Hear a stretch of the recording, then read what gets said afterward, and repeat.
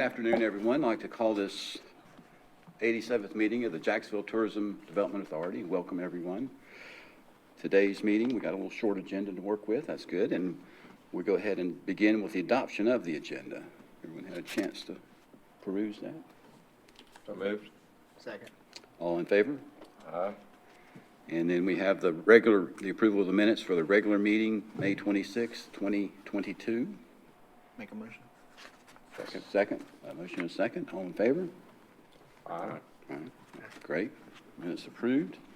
So we'll move right on to item number 1, which is a presentation from Mr. Prince on our Flip to subscription agreement.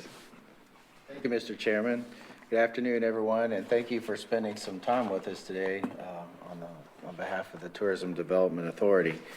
So we spent couple of meetings with our subcommittees talking about Flip 2, so I'm not going to go through it in detail, but what I am going to do is just give a basic tour of what this system is so the folks at home know exactly what we're hopefully going to agree to at the end of this presentation. So the intent is to win over more travelers with less effort, tell your story, turn introductions into bookings, you know, all of those things that we would like to see as an organization to increase the amount of tourism activity here in the Jacksonville area. The other good thing too is that it gives us an opportunity to expand our contacts kind of in a passive manner. So rather than having to go out and get data, you know, information for people to contact, they provide that as part of their interaction with this Flip 2 system. So what we're going to do, graphically, this is the best way to go through it because it's a difficult concept to describe.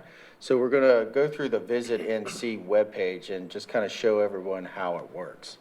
So Flip 2 is embedded in a main webpage. So in this case, it's a piece of the main Visit NC webpage. And it's the piece that says Mountains, Coast, and Piedmont. And what it does is it helps to kind of hone a user in on where they might want to visit, you know, what attractions there are and where they may want to stay. So we're going to follow that progression here, and we're going to get to Jacksonville in just a second. So of course, they recognize us as the Topsail area, talk about how quiet and low-key the beaches are. Not sure Mr. Carter agrees with that these days, but you know, times of the year they certainly are. Fishing, boating, Lejeune Memorial Gardens. So these are all things that we know very well. Also allows a scrolling of pictures for people to get a visual understanding of what your community looks like. Of course, this is the Thompson Street Boardwalk? I believe it is. So we've gone from the Topsail area, we've gone from North Carolina to the coastal plain, to the Topsail area, okay? And now we're starting to drill in a little bit further. This is related to the Jacksonville area. So you see where it pops up places of interest, where you might want to stay.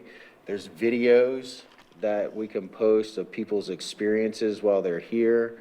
And it's all about telling our story and, of course, encouraging people to get all the way to the point where they book a hotel room or some type of accommodation and come to Jacksonville to stay. We can put our own points of attraction in here. Of course, the Lejeune Memorial Gardens. What we're seeing here is the work that's already been done on behalf of our community by Visit NC to build their piece of Flip 2. But if we were to participate with Flip 2 and partner with them to be integrated into our online presence, we would certainly want to increase the amount of information that's on the webpage. And I'll show you here in a minute what that might mean. So of course, we've got the webpage for the Lejeune Memorial Gardens, directions, all that good stuff, a basic outline of what it is. And then eating and drinking. So the various restaurants and bars and other attractions like that we have in Jacksonville. Now, this is a good example of how us participating with Flip 2 could greatly increase the range and the capability of the message here. And you can see that there are only seven businesses there listed under Eat and Drink, and we know for certain that there are a lot more in our community. So if we were to partner with Flip 2, one of the efforts would be to go out there and get contact information, inventory as many businesses as we possibly can, and encourage them to post or to become part of this interactive system. And of course, hotels, like I mentioned, are very important. So if you select a hotel here, you'll be able to go to the website and then immediately go to a booking. Gives you a background on the hotel, the location, all of that information. Now, again, not all of the hotels are listed here either. So part of our efforts, again, would be to work with the hoteliers, make sure as many of them that want to be represented are, and give everyone, good exposure on this webpage. The other thing I mentioned too is that people can tell their story, and we can get contact information, okay? This picture right here was voluntarily submitted by @Justin Witt. That's probably his name, Justin Witt, but he voluntarily submitted this picture as part of his experience in Jacksonville, okay? A lot of times, what they'll also do is they'll link stories, blogs, a variety of different things that people want to tell you about their experience. But through the process of doing that, they also would give us the rights to use this imagery. So if in fact we like this picture, and I like that picture a lot, we would be able to use that on some of our marketing efforts, because part of being able to input on Flip 2 is giving consent to use this material. So the best news about Flip 2 is that Visit NC was so impressed with how they worked with their webpage and their online presence that they purchased subscriptions for all North Carolina destinations. Initially, that was going to be for a 1-year period, and it sounds like it's been expanded to 3, though, which would be a good thing. The term of the agreement that we're asking you to consider today is just for 12 months, though, and that's their standard agreement language. If we choose to extend, and if Visit NC were to keep paying for it, then, we could extend for additional years. The only conditions are that we may not sell or manipulate the data, which makes sense, and that we can terminate for cause if we choose within 30 days. So when we met as two separate subcommittees, one of the questions came up about some of the provisions in the agreement regarding confidentiality and a number of other things. Recognizing that we're not paying for this service, what Flip 2 has done is they basically stripped down their agreement to just the very basic bones and simplified it to the point where we're no longer concerned about any of the provisions in the contract. So really, we feel like this is a great opportunity. Would certainly encourage the board of directors to approve the contract if you see fit. And if so, we would immediately start to work with Flip 2 to develop and integrate this into our web presence. I know we've all had different meetings about it, but any additional questions? We got a little brief during our subcommittee too. So Yeah, we talked about it. I'm sure kinda y'all extensively. did before we did. Yeah, we got it first. And Once y'all were interested in it, they asked us to look at it too, so. I do have a question now. You said it's embedded in the Visit NC. Now, once we agree, will it be embedded in our own website? Or Yes. Is it, okay. A similar, so you remember the first slide that I showed you? A similar thing would be embedded in Visit Jacksonville NC. And now is a good time because, of course, we're going through the webpage redevelopment. So it could be integrated very seamlessly. And the hotels and restaurants that we saw earlier, they're on there just by virtue of their voluntarily, are they paying to get on this website, or we just solicited? How did they get presence? So my understanding is that Flip 2 has reached out, particularly to a lot of the chain hotels, establishments, and the chain as a whole has agreed to be part of their presence. Now, some of the smaller ones that you saw there, I'm not really sure. They likely did reach out individually. But one of the things that they are asking from us, because we have the local knowledge, they're asking us, once we decide to move, if we decide to move forward, what they're asking from us is for local information on who to contact, what other hotels there are, various things like that. Just to really kind of help them expand the market there. It seems like a opportunity to try something new at no cost or little effort. So can't think of any objections. Look for a motion, yeah. I make a move that we subscribe to the flip dot, whatever that is, flip dot to. Flip to. The period is silent in this evidently. Flip to. Flip to. Okay. Second? Okay, motion and a second. And all in favor? Aye. Okay. I guess we can get that taken care of at this meeting. All right. Second on the agenda is the Sports Commission spending plan modification in relation to the Sports Commission. We got another presentation by Anthony. Yes, sir. Thank you, Mr. Chairman. As you recall, when we adopted the spending plan, we adopted the budget ordinance and approved the spending plan at the last meeting, we appropriated $100,000 to the Sports Commission for nonprofit funding. And basically, that money is intended to help support their operations so that they can go out there and generate tourism activity through their various events. Originally, their request was for $120,000.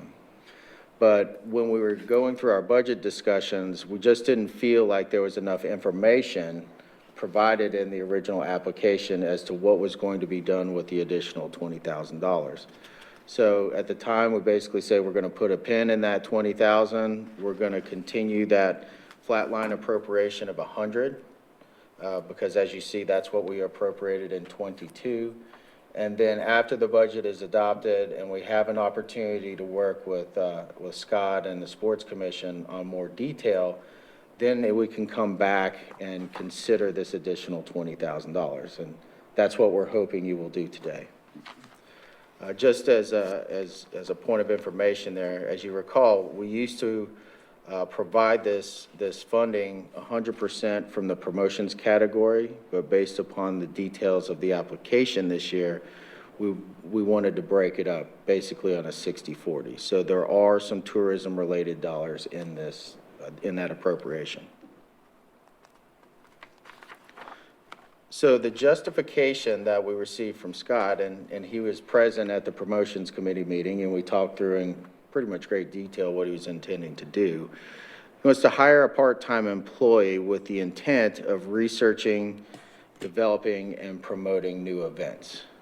Now, it wasn't very clear as to what those events were actually going to be, but what he did say is that he's got a whole list of them that we need to evaluate.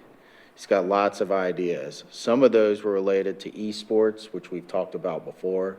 It's kind of an emerging market in the tourism industry. Additional races, because that's kind of their bread and butter right now, is the race series. And he also brought up lacrosse, among some other things, but there are challenges associated with lacrosse if we chose to go that direction. So the recommendation from staff as well as from the promotions committee was that we move forward with the additional funding with the intent that this be seed money for a new event. So we want to see some form of return on investment from that additional $20,000. And Scott certainly agreed with that when we talked with him. Because of what we're trying to do here, the research and development and promotion, we feel pretty strongly that all of that $20,000 can come out of the promotions budget, and we will not have to tap the tourism related at all, which is a good thing. Because as you know, we're trying to reserve some of that tourism related money for other things in the future. And we characterize this as a joint venture. So this isn't a situation where the Sports Commission is just going to take the money, go off and do whatever they want to do. I'm sure they would do something great, but the intent here is for us to go through a process of agreement on what is the next step in developing these new events. Okay? So we would talk through that at some point in the future before the end of the fiscal year as to what we're actually planning on doing. The question, though, should we build on existing or should we diversify some of our activities? So, and those are questions that will be answered by the research that's done. Building on existing would be, do we add more fishing tournaments? Do we add more races? Or diversifying the activities would be more something like the esports or the lacrosse, et cetera. And there are pros and cons with each, and we're going to go through that deliberate process of evaluation and bring some recommendations to you. So, sir, that concludes my presentation. The recommendation is, of course, that we move forward with the 20,000 if the directors see fit. Yeah, Scott gave us a good presentation at the promotions committee, and, you know, they're pretty much doing all they can with the two folks that they've got on staff. So this will give them opportunity to explore these new venues. Mr. Chairman, if I might, though, there is one other thing that I wanted to bring to your attention. If you look at attachment A, the areas that would be modified by this action are in yellow. So one is for the sports commission line item and the other is for the unassigned balance. So we would add more money to the sports commission, reduce the unassigned balance.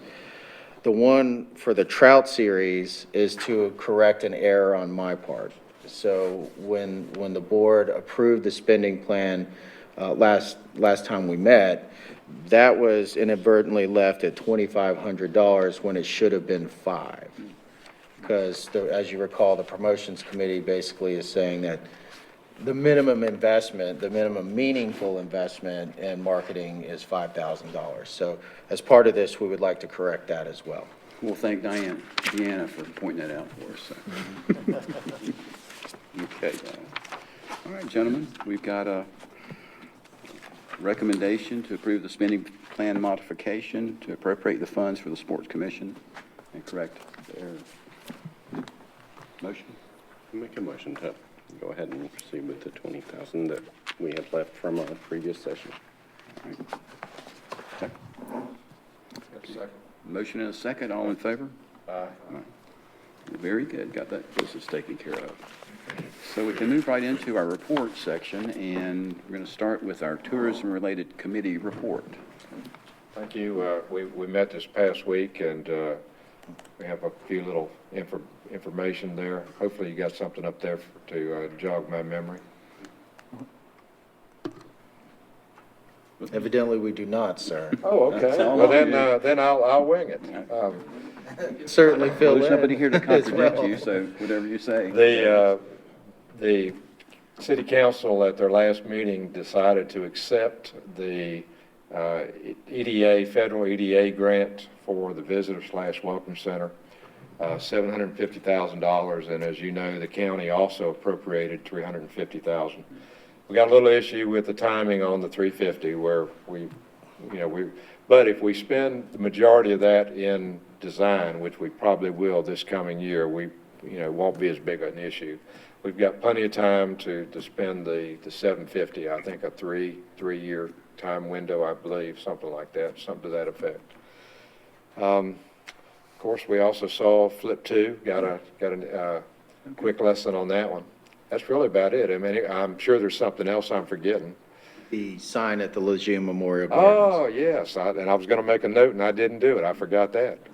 The mason has basically completed. He's 95, 96% complete on the new sign that's going to go up. There's no lettering, just the mason work done, with the exception, has the cap been put on now? I haven't been by in a couple of days. We're hoping Friday, Okay. tomorrow, or Monday. Okay. So we've got, if you recall, we had the mock-up using some sort of vinyl or whatever to kind of get an idea of size and scope and spacing. And that work, if you'll run by, there's 2 columns that anchor either end of this thing, and there will be a cap put on top. And then the cap serves a couple purposes. One, it helps define it a little bit, but also keeps the water from getting down into the brick and making that run. If you've ever seen that what's called efflorescence, and it ruins a sign. And at some point, we'll be putting letters on there. So if you get a chance, run by and just see how it fits proportionally. So thank you for that reminder. Anything else? Was that about it? I don't believe so. That's it. Our wayfinding signs for DOT, DOT has requested, they actually wanted more information. We've gone back and forth, so it's slowly moving through, but it's working towards final okay. So they're working on it. Shows the value of collaboration, right? Yes. Yeah. All right, so we can go to our marketing, our hoteliers, promotions committee, and start with the hoteliers. Now, if he has some slides helping him, I'm gonna be upset. Oh, okay, no, okay, well, good, I feel good. Okay, good. So we'll start off with just a brief hotelier update, and then I'm going to turn this over to Teresa and Susan for the marketing update. But from the hotelier side, there's been a lot happened since our last session regarding gas increases, just general inflation. The overall market has held nicely through that. And, it may be that individual hoteliers would respond that there's been a slight decrease, but since we've met last, we've had approximately 200 additional rooms come online within the market, one with the reopening of a property that had been under an extensive renovation, and then a new property that came online with Holiday Inn Express. So it's held nicely, and I don't expect that we'll see any big surprises when it comes to tax revenue through this, time of really high gas prices. It looks like gas prices have moderated downward some, and that's certainly a good thing. Yes. Yes. And I guess unless Rick has anything to add from the hotel side. No, I concur, though. I mean, Yeah. We'll hand this over to Teresa and Susan for the marketing update. We heard the same thing, by the way, Chris. Thank you for having us in. Same thing at the hospitality meeting yesterday. Some comments were that they were seeing some of the leisure travel all of a sudden dropping off like since mid-June, which makes sense. And we certainly saw that in the campaign. We saw the interest is still there, but it had waned just a little bit. So just to piggyback on what you were saying. So we've been talking about the last couple of meetings, our digital campaign that we were running. It just completed July 15th. So we wanted to show you just some of the analytics that come from the campaign. And this is what we always look at as, your ROI and showing intent and people being engaged in the campaign. So the campaign ran from April 15th to July 15th. And you'll recall probably the ad was about vacation without breaking the bank in Jacksonville, NC. So I'll run through some numbers super quick. We ran 4 tactics in the campaign. We have a social media spend, which is the largest portion of the budget. We have a Google ad spend and a programmatic and a retargeting campaign. All of those totaled with gross impressions, which is the number of times the ad is served in front of whomever. So they may have looked at it, they may have watched it, they may have seen it and breezed by it, but it played and got in front of that many people. Either Google, programmatic, all of them together. That was at a tremendous number of 1.6 million. That's a lot. We were able to accomplish that also because we went out 4 hours from Jacksonville. The clicks on the campaign which is when someone they see the ad, they see the video, and they show enough interest to click on it, which means they want more information. We don't know how far they dig until we look into the analytics on the website, but at least they click on that ad. So the click-throughs on the ad were almost 26,000. This just gives you the national average of the click-through rates and the average of our 3-month campaign. So the social campaign did well, the Google campaign did really super well, way above national average, and then programmatic and retargeting were about average. This is kind of the juice that we love to talk about in marketing, is what happened with those engagements. This shows that over 204,000 post engagements happened, which means someone either watched the video, they commented, they reacted to it, liked it or shared it, liked it or loved it, they shared it, or they saved it for themselves. So that tells you that the ad was relevant and targeting the right people. When we drill down from there, we go to the website and we start drilling down into where do people go. So when they click on our ad, it takes them to a landing page within the website. And from that landing page, we also dig into how many people went from there and did other things. What is their behavior once they get from our ad to the website? We had a total, for context, last year as a whole, last year was the first time we ever even ran a digital campaign, and it was super small. And the whole year, we had about 50 visitor guide downloads on the site. That was it. During this 3-month period, we had 238. It doesn't sound like a huge number, but it is a big number. That shows extra intent. If somebody's downloading a visitor guide, they truly are interested in seeing what Jacksonville has to offer because they're considering us for their next vacation or a vacation. 200 of those came directly from our campaign. The rest of them came from primarily what Susan does on our social feed. So they showed some interest from our Facebook posts, went to the website, and from there downloaded a visitor guide. So we're doing as many things as we can to get people there. The next item that we wanted to show is that people do care about events in Jacksonville. So you know, the tourism is on the right track. People want to know what's going on in town and what events. They might plan their vacation around it. During the campaign, we had 250 visits to the events page. 208 of those were directly related to our campaign, and the rest came from social media and a couple of them from organic search. At this point, I will turn it over to Susan and let her talk about some of the media placements. Thanks so much, Teresa. I'm going to say one thing here. Teresa is super humble that we are that far above the industry average with this digital campaign is really notable, you guys. That doesn't happen that often. And, you know, I was involved a little bit on the brainstorming early on, but Teresa and her team have done such a good job of honing in on the information that we have about who our traveler is. I'm really impressed with those results, and kudos to the Biomark team on that.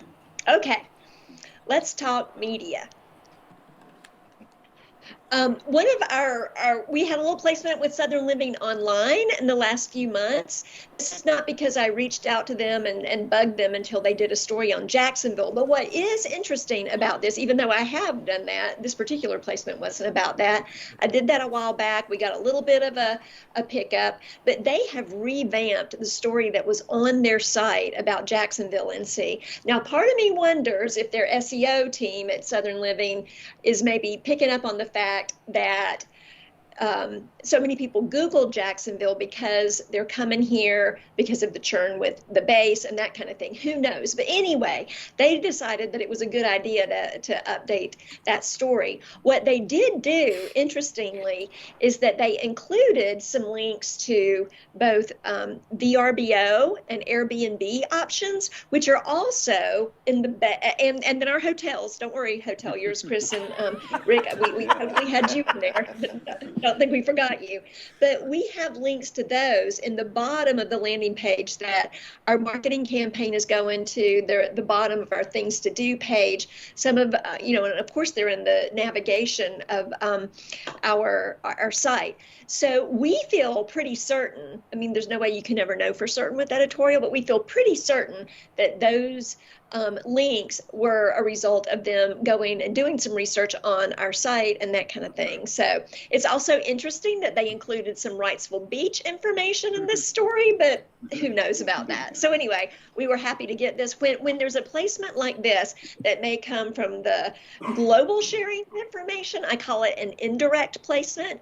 And in our reporting, you'll always see a clear differentiation. This is when I went right straight after and got it. And then this is one that is from, just the global awareness building that we're doing, like with the digital campaign, our other PR, blah, blah, blah. Okay, next. We had an incredible influencer in our area. It's NC Eat and Play. It's a husband and wife team. This work is so profitable for them that the husband quit his job. They're two little boys, and this is what they do full time. And they are fantastic. They have on TikTok alone about 64,000 followers, and then they've got followers across all their other campaigns. What I wanted to do, these numbers have been updated, and I wanted to give you just a quick update. They did in the center, you'll see this post about how we spent a weekend in Jacksonville. That is an incredible video. It includes some of our favorite places, Lejeune Memorial Gardens, Mike's Farm. They loved Yo Breeze and some things like that.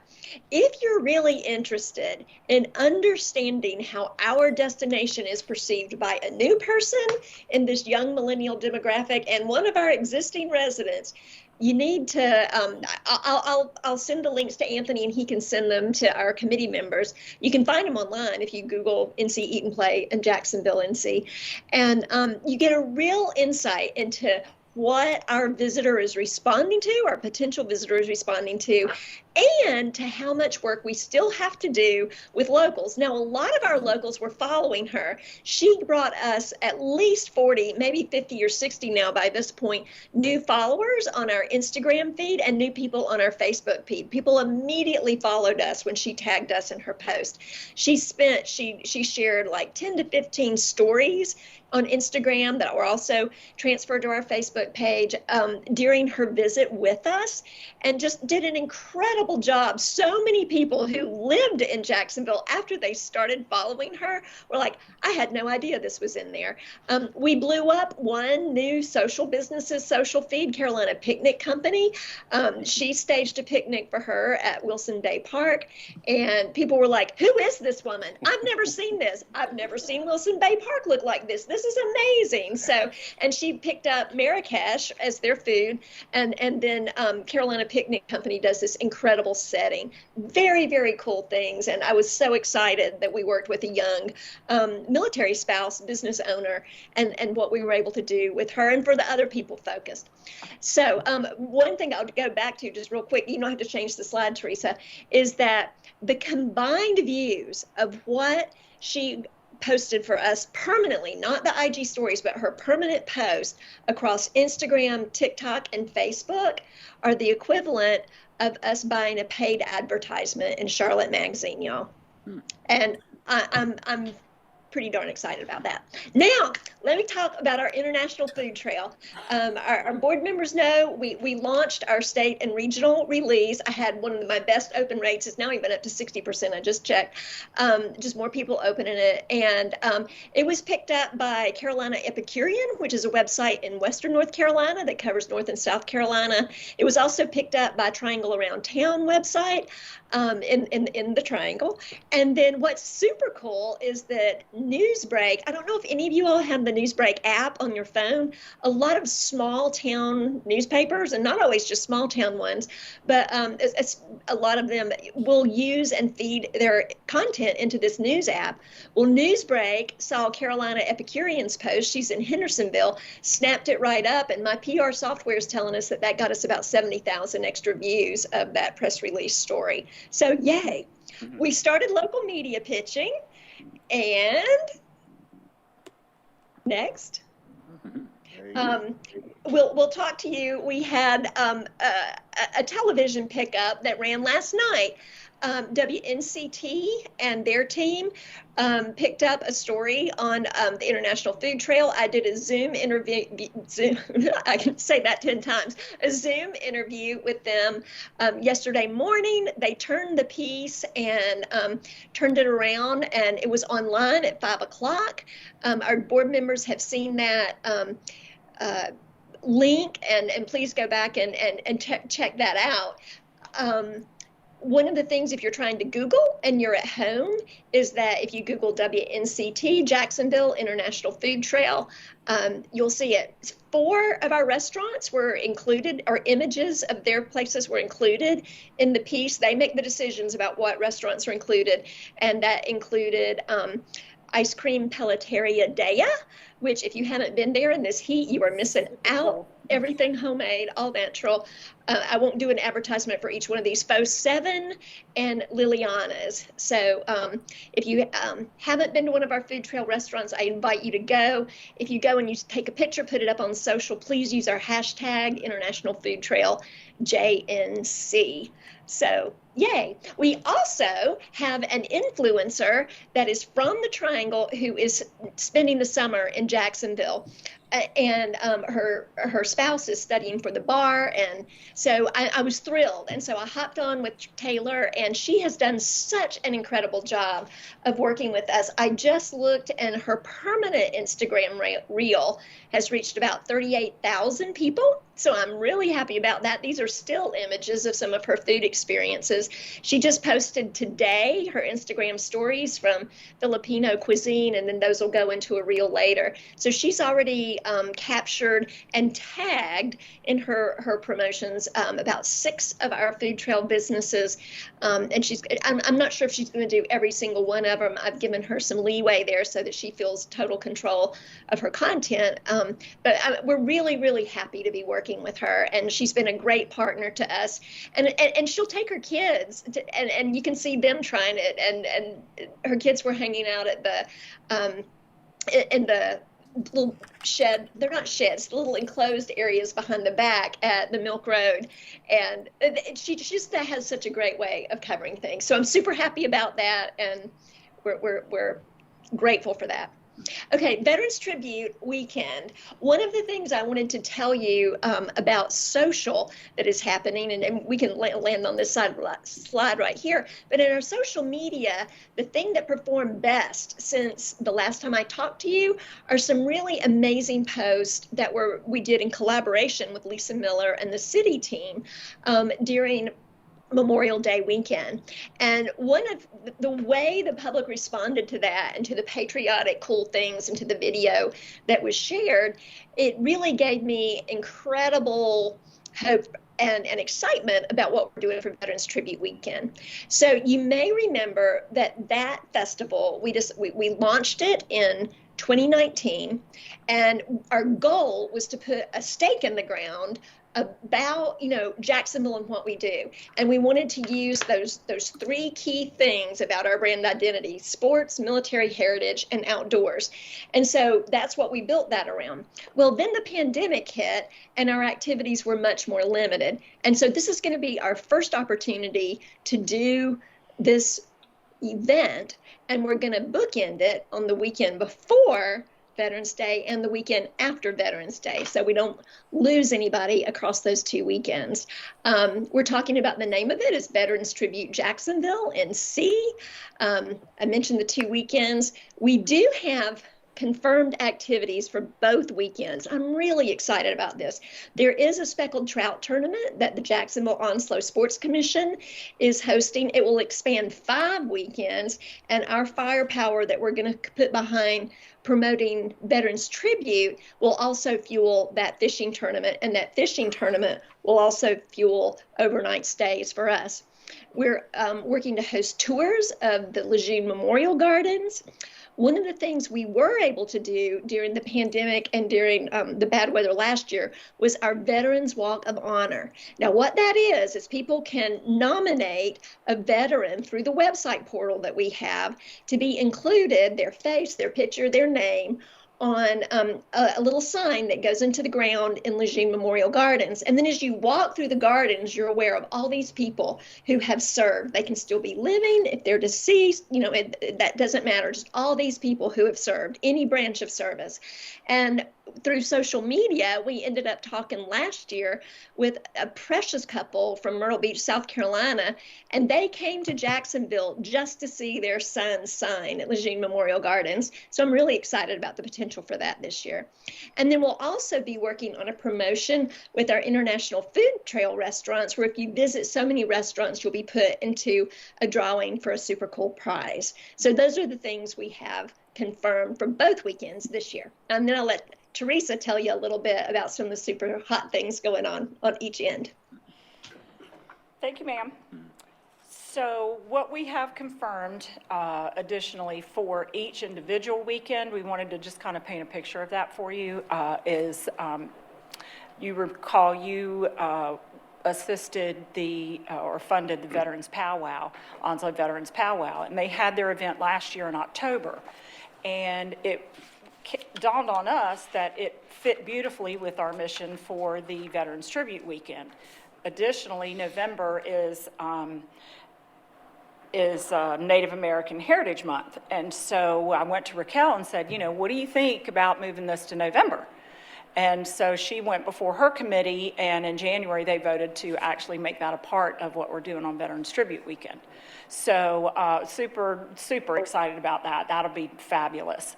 So they will have, their event will be Saturday and Sunday. Saturday the 5th, we will have the Veterans Day Parade. We're also doing the Family Fun Fest at Jacksonville Commons. We've talked about, we met with Recreation this week, and they've got some great ideas to kind of put that event on steroids, if you will, and make that even bigger and better. So that is something that everybody will enjoy. Then with the speckled trout tournament, we already mentioned that one. So the Jacksonville speckled trout will be that weekend. The following weekend, we have possibly doing the Freedom Fountain observance on Thursday evening. Friday is actually Veterans Day. The DAV will do their observance, and we have the Military Basketball Association doing a tournament in town at the Commons. And Susan's here. I would like to let Susan just kind of give you a little bit of what that is and what it entails. Sure. Good afternoon. I was approached by Odell Williams. He's an active Marine a couple of months ago, and he is part of the official military association, Basketball Military Association, and he has partnered with Montfort Marines to host a tournament. So it is a large tournament of adults, active Marines from all different bases. So it could be, and all branches. So it could be Air Force, Army, Navy, and Marines. So his outlook is potentially up to 12 teams. They're all adults, and we had talked about coordinating with the same weekend we're having the event at the Commons, but because these are gentlemen or women, I believe gentlemen, working, they're going to be off that Friday. So they're actually going to start their tournament on Friday at the Commons. They'll play all day Friday. They'll play all day Saturday, and then they're going to host their tournament on Sunday. So it has the potential to be a great thing. We're certainly happy to host them at the Commons, and I just think it's going to be a nice coincide with the entire weekend. And it's on Veterans Day weekend, so it'll just be a nice thing. So that's it for me. Thank you. They have a lot of, if you look at their website, they were only formed in 2017, but they've got national backing behind it, and it's pretty impressive what they're doing, so that's exciting. We also, that Saturday, will have the speckled trout tournament, the Swansboro Century Club, as part of the trout series. And then we will continue with the other things that we have the weekend before. Additionally, we're talking about the Museum of the Marine Historic session that did really well that first year. We will do that streaming somehow. We're going to put that together and stream the entire thing, and we're working with Museum of the Marine on that now to figure that out. Some of the marketing opportunities that we're talking about, in addition to the fact that our media partners are on board and super excited, they're both local and regional. And in addition to them, we've talked about doing some branded merchandise. It goes really well. It sells. We can, buy some T-shirts. We've talked about little bulldogs with T-shirts, representing with the logo on it. That would be fun. We would like to have signage in all of our hotels. On the desk or a stand-up or something that just welcomes people to Veterans Tribute. That is twofold. If they're in town for the Veterans Tribute, that would be a great, little touch. And if they're not, it's branding for the event. Then we thought about also we know we can lock in some of our partners, our tourism partners that work with us all the time. Would be great to just jump in on it and also reach out through the chamber to get all the businesses that already offer our military, our veterans discounts on that weekend. What if we put a window cling in their window that said that they were a part of this? And then we could promote it on the website, promote it in social, and give them a little boost.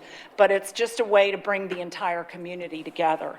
So we're working on all kinds of ideas for that. So any questions on that before we move on?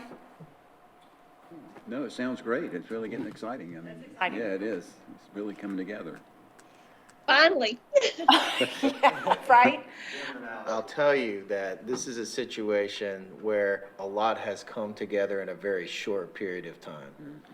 And so Susan and Teresa and our Susan Baptist and others put in a lot of work just to make sure that this is going to be a really meaningful and substantive event for our veterans. And, folks who just want to come and enjoy the festivities as well. Our goal is, to expand the scope of this year and then see what happens next year. We might try to fill in between the two weekends with some of the with some other events, or we might want to add another weekend or. But we'll be talking to you about that more as we go into next fiscal year. Some places have the Strawberry Festival, the Mum Fest, so forth. This certainly could fit into that same category where we could have some statewide recognized weekend or weekends. So you just took a play out of Susan's book there, that she says that every time we get together is that a community is known for something, right? Yes. In Hendersonville, it's apples. That's where I'm from. Talking about, that birthday cake thing, maybe we've talked a little bit about an Eagle Globe and anchor change for our logo, or a bulldog, maybe the bulldog, a Marine bulldog of some sort. Something to where we tie in a little better to our heritage. There'll certainly be more conversation about that to come, just as we want to talk about the evolution of this event as well. Yep. So wanted to just give you a quick recap, show you some pictures from the events since we've met last. These are all 3 events that happened in June. These are photos that Lisa got from the NC Pacific Arts Festival. You'll remember that you decided to support them in a small way this year. They moved from Humphrey Farm to the fairgrounds. That event was really, really well attended. They had over 4,000 people attend the event in 2 days. All the vendors, I talked to the vendors, they did really well. It was a fun event. If you want to immerse yourself into someone else's culture, that's one way to do it, that and the powwow. This one, I will tell you, they had so much traffic on Saturday. I was going to take plates home. They sold out of food, and all the traditional vendors sold out of food an hour and a half before they closed. Not so good, right?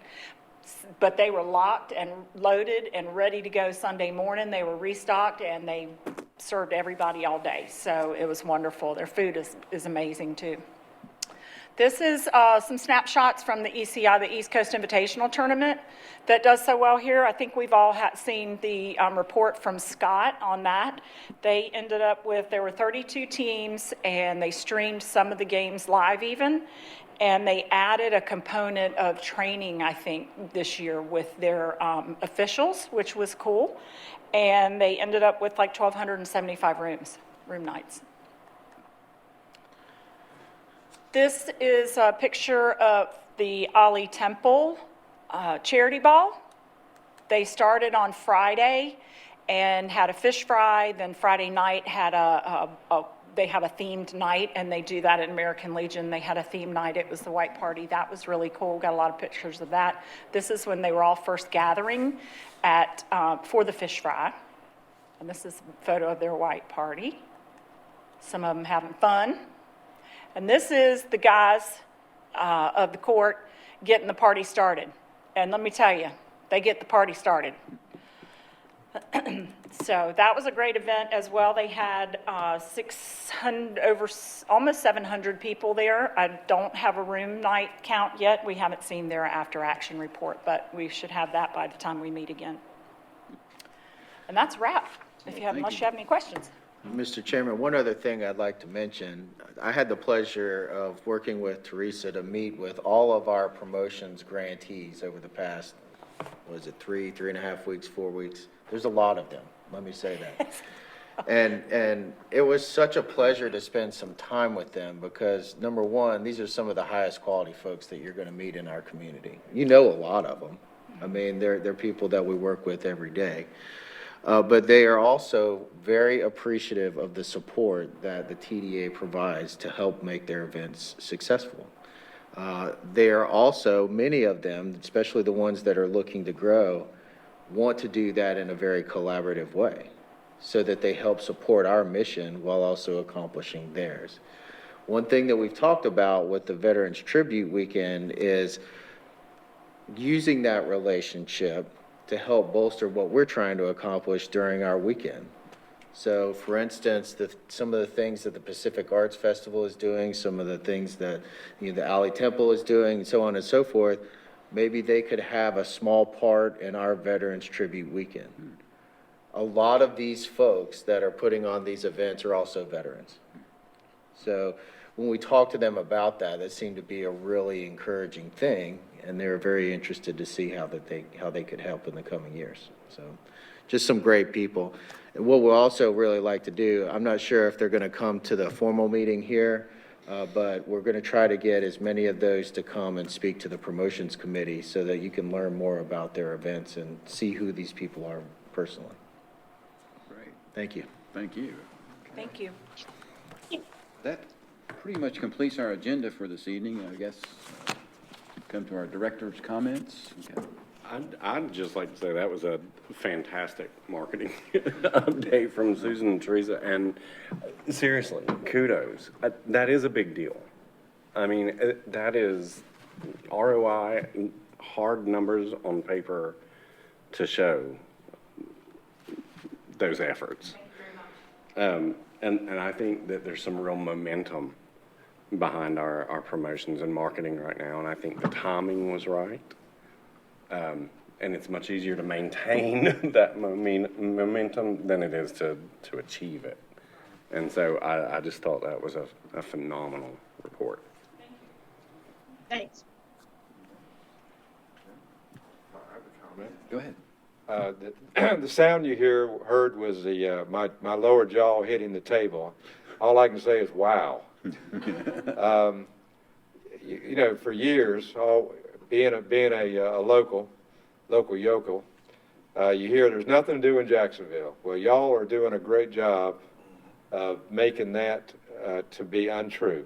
There's a lot, and a lot more coming, and I'm just excited. You're contributing greatly to our quality of life.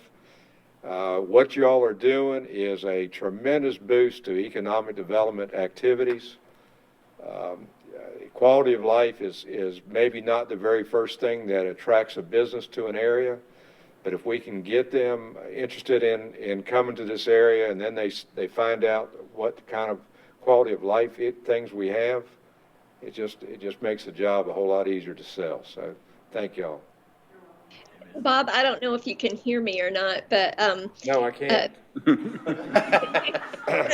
Can you speak a little louder?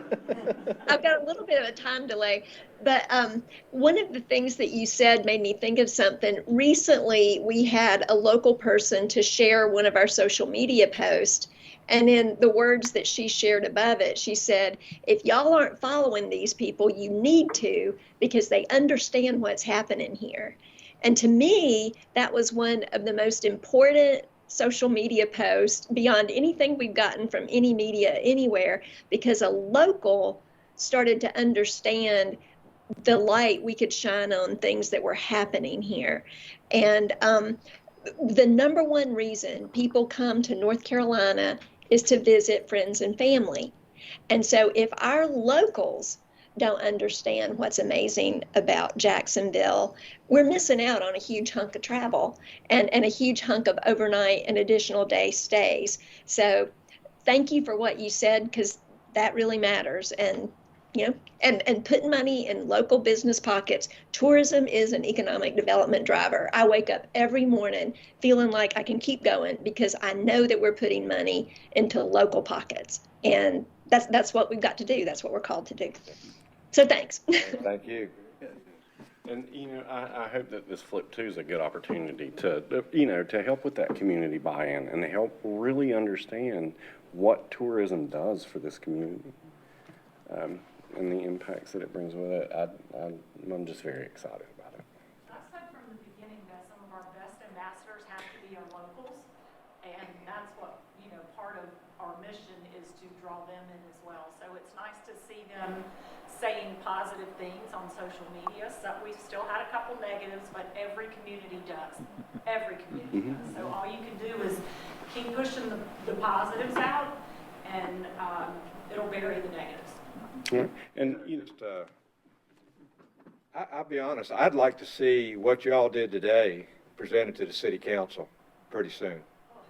Okay. I think it opens eyes to people saying, what do we got local? One, you need to educate the rest of the council members, but two, you're also educating those people who do watch G10.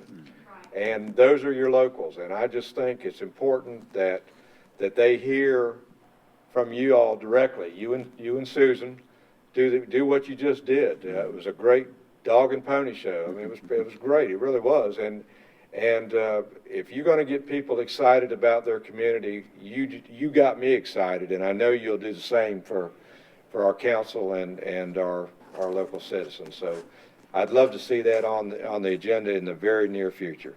We'll be glad to do that. And if you've got room on the agenda, let us know. It's not up to me. Well, it just takes two. Mr. Warden, one of the things that that gentleman there and these two gentlemen over here, so. as you recall, pre-COVID, the intent was to do a quarterly or, every, twice a year update from the TDA to the city council.